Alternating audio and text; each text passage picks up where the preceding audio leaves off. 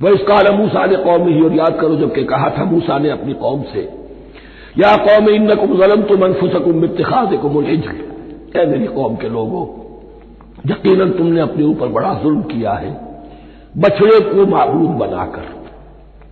فتوبوا الی بارئکم، بس توبہ کرو اپنے پروردگار، اپنے خالق کی جناب میں۔ باری اللہ تعالی ہے، باری فاقتلوا انفسکم، تو قتل کرو اپنے آپ کو۔ یہ چیز جو ہے تورات میں تفصیل سے آئی ہے، قرآن میں نہیں ہے۔ اسی اعتبار سے میں نے آپ کو بتایا تھا کہ تورات کا مطالعہ اس اعتبار سے مفید ہے کہ بہت سے واقعات جن کا قرآن میں ذکر ہے، یہ بالا اشارہ ہے، اس کی تفصیل کے لیے ہمیں تورات سے رجوع کرنا پڑتا ہے، ورنہ یہ کہ اس آیت کا صحیح مفہوم واضح نہیں ہوگا۔ فاقتلوا انفسکم، اپنے آپ کو قتل کرو، کیا معنی؟ یہ قتل مرتد کی سزا ہے۔ وہاں معلوم ہوتا ہے کہ حضرت موسیٰ نے یہ حکم دیا، 12 قبیلے تھے، ہر قبیلے میں سے کچھ لوگوں نے یہ کفر اور شرک کیا، باقی لوگوں نے نہیں کیا۔ انہیں حکم دیا گیا کہ اپنے قبیلے کے لوگ ان کو قتل کریں جو ان کے قبیلے میں سے اس کفر کے مرتکب ہوئے۔ انفسکم سے مراد یہ اپنے قبیلے کے لوگوں کو تم قتل کرو، اس لیے کہ قبائلی زندگی جو ہوتی ہے آپ کو معلوم ہے، اس میں کوئی اور قبیلہ ہاتھ لگا دے تو قبائلی عصبیت بھڑک اٹھے گی۔ 70,000 یہودی قتل ہوئے، اس سے بڑی توبہ اور ممکن نہیں، اس سے بڑا پرج، کسی بھی آئیڈیولوجیکل پارٹی کے اندر پرج بہت ضروری ہوتا۔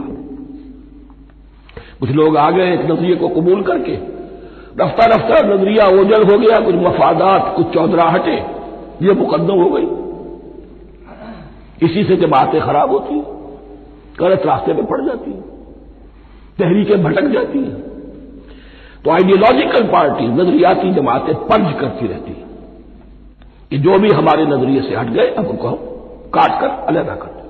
اب یہی سے قتل مرتد، تو یہ چیز حدیث میں ہے یا پھر قرآن میں یہاں ہے؟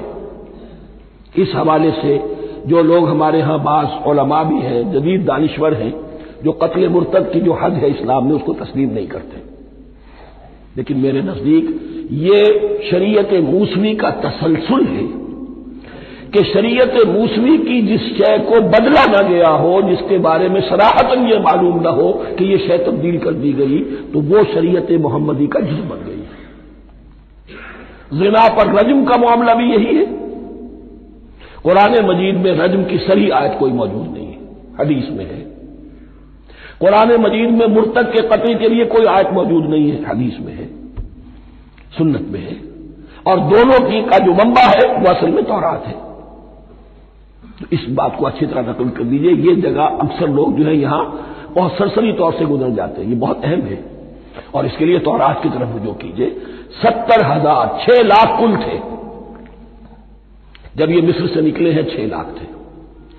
کتنے عرصے کے بعد پیننسولا پہنچے ہیں، سینائی پیننسولا میں اور طور میں، کچھ اور ان کی تعداد بڑھ گئی ہوگی، لیکن یہ کہ ان میں سے 70 لاکھ کو قتل کیا اپنے ہاتھوں سے۔ ہر قبیلے نے اپنے جو مرتد تھے ان کو اپنے ہاتھ سے قتل کیا۔